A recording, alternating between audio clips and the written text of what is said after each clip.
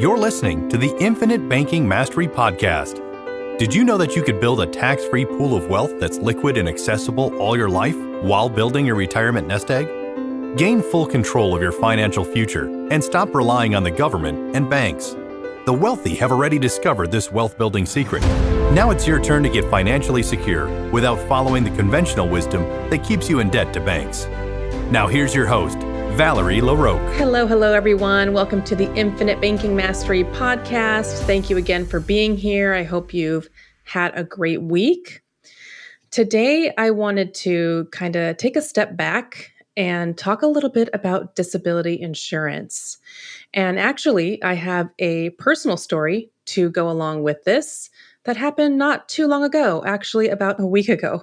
And when it happened, I thought, I think I should podcast about this because you know what? This is so important and this can happen to anyone.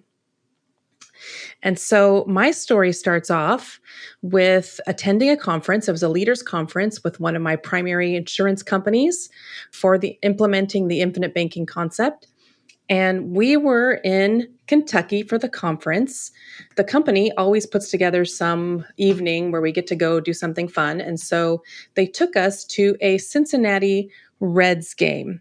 And it was great.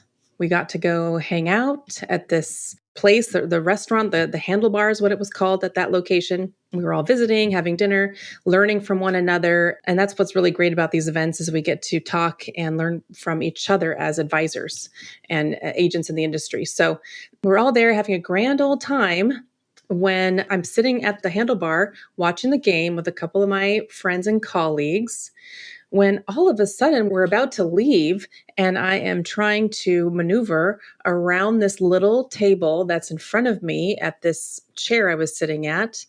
And there's this little step that was right there below the chair, which I was plenty aware of. I specifically told myself, look at that step and be careful when you're getting off.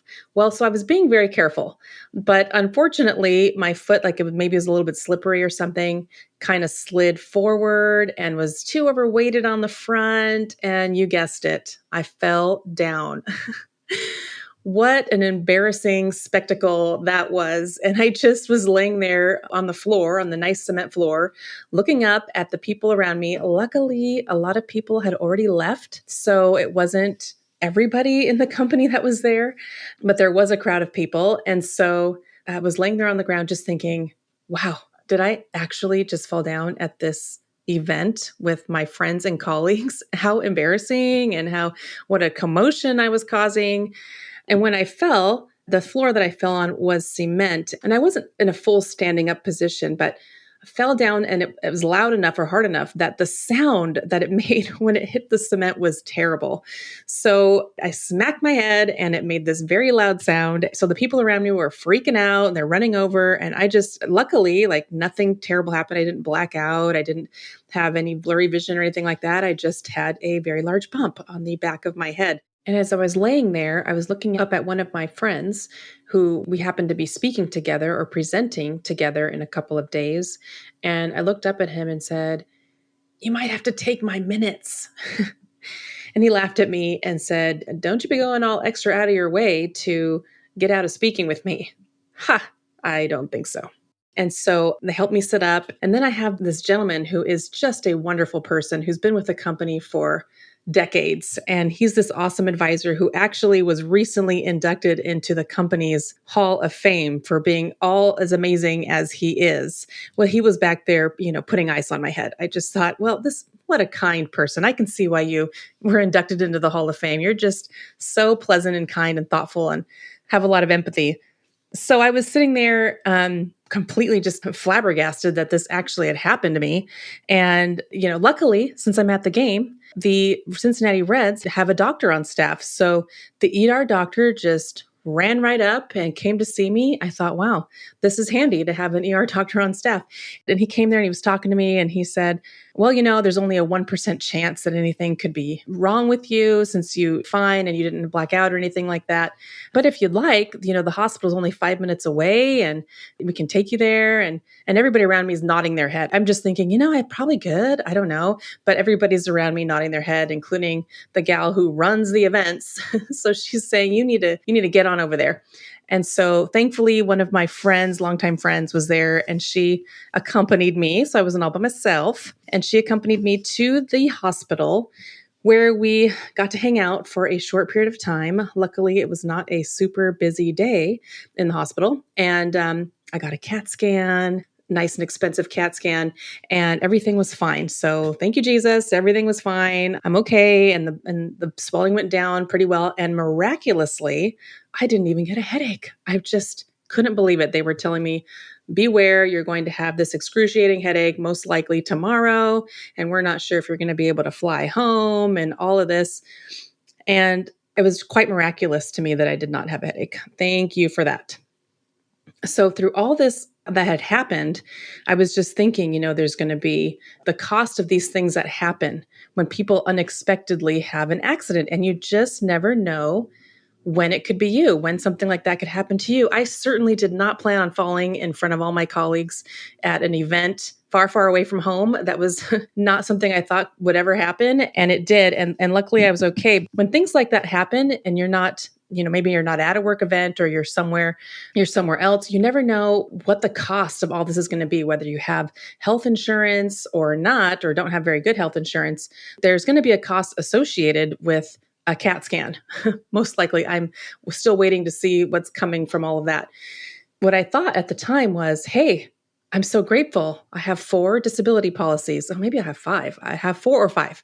4 or 5 disability policies that I can access their non-disabling injury benefit, which is a wonderful benefit. In fact, I've already accessed this benefit once before when I fell down and sprained my ankle some years back, where you can access 50% of your disability benefit up to a maximum of $3,000.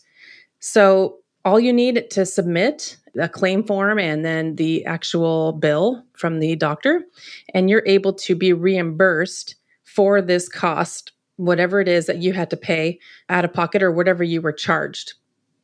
So that can come in handy when something unexpected like this happens and you have this cash to come in. And in fact, even they'll pay, even though you might have insurance helping to pay the cost too. You just need to submit the overall bill and they will fund you this non-disabling injury benefit.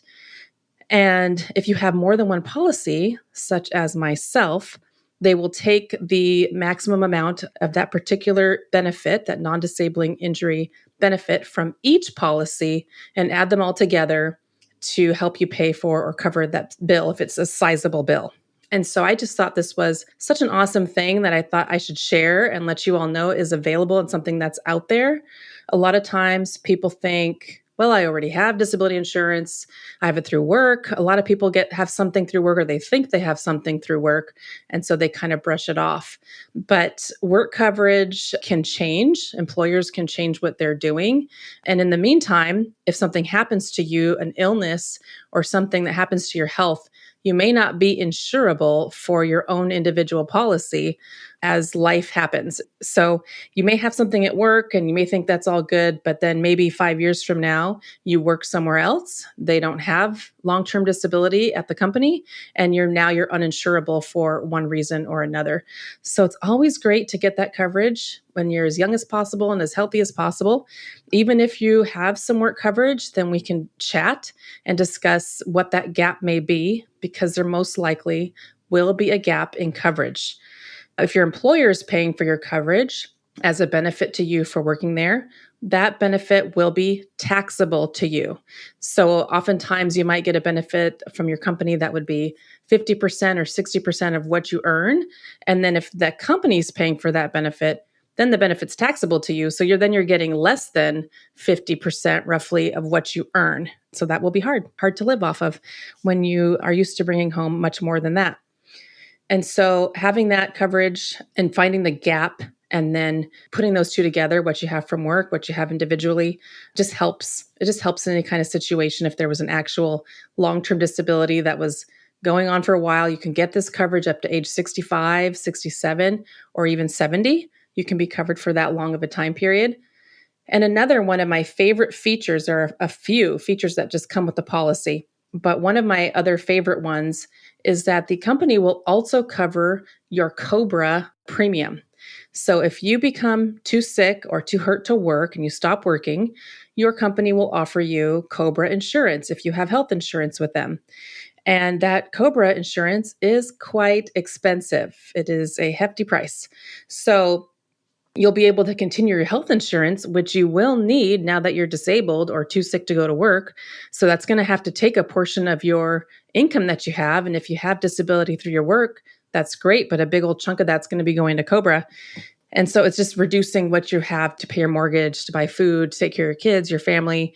And so one of the cool features that come with this disability policies that I have are that they will cover your COBRA premium up to $1,000 for 18 months. And so if something happens to you, they will cover that COBRA premium and you won't have to pay your health insurance. Then you'll also be receiving your DI or disability benefit from the company, which if you are paying the premium, that disability benefit will be tax-free. So that's why I just think that that's just so valuable, having that COBRA coverage so that now I'm not paying an additional $1,000 out of my pocket or however much it is out of my pocket, out of my very limited income, since now I'm living on disability. Instead, I can use my very limited income and use it to live as much as possible and get the COBRA payment from somewhere else and be able to continue paying my health insurance premium from there.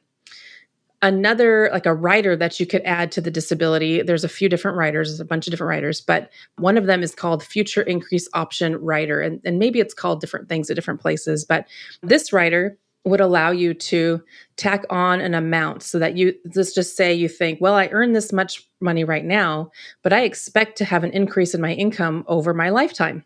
So you can add on an amount in this rider that would allow you to increase your disability benefit over time as long as your W-2 or your income statements prove that you are earning enough money. So as long as your financials prove that your income has increased, they will increase your benefit. You will be able to increase your disability benefit with no health underwriting, which is a big deal a lot of times. It's nice not have to do that health underwriting because you never know what it's going to be. So it's just an added feature that you can put on a policy where you can increase your benefit later without having to prove you're in great health.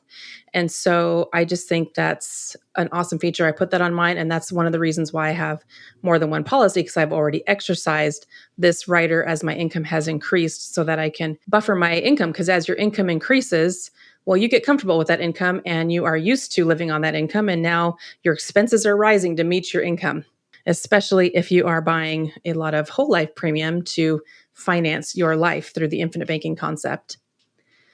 So that's my story for today. I thought I would just share what happened to me this last week, that it was unexpected and certainly traumatizing, I'm sure, for those around me. So thankfully, everything was good. I was okay. And there was nothing at all in the CAT scan or anything like that. But it still was a completely unexpected thing. And for most people, it's an unexpected cost. And so it's nice to have these things to fall back on and be able to get extra money from to pay for these things.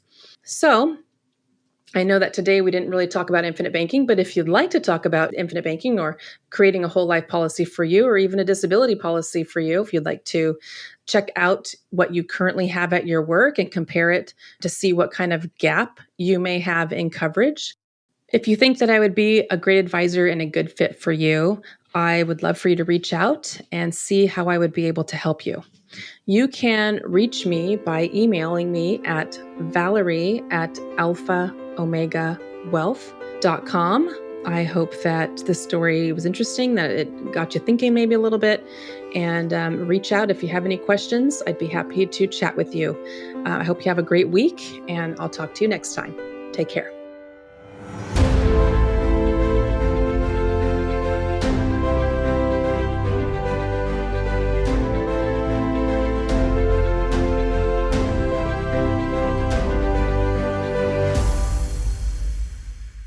This is thepodcastfactory.com.